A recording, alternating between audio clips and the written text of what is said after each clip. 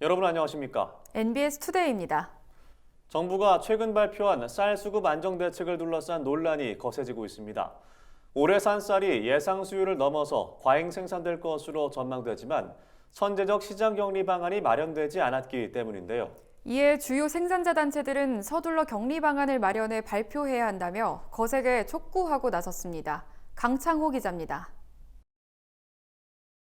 올해 산 쌀 공급 과잉이 점쳐지는 가운데 선제적 시장 격리를 두고 논란이 이어지고 있습니다.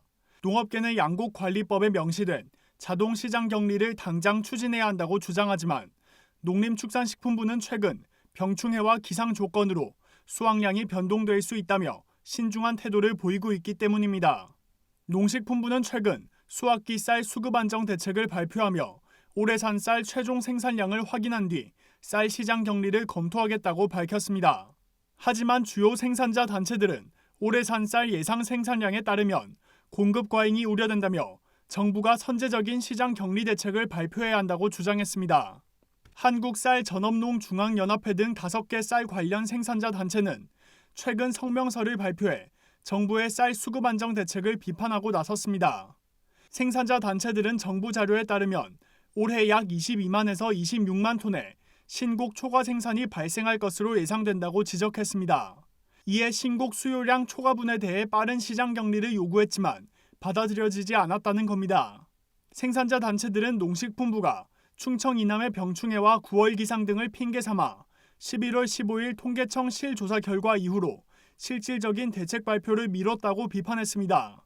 그러며 정부가 쌀 가격 안정을 위해 자동 시장 격리를 약속한 양곡관리법 위반 행위를 하고 있다고 주장했습니다.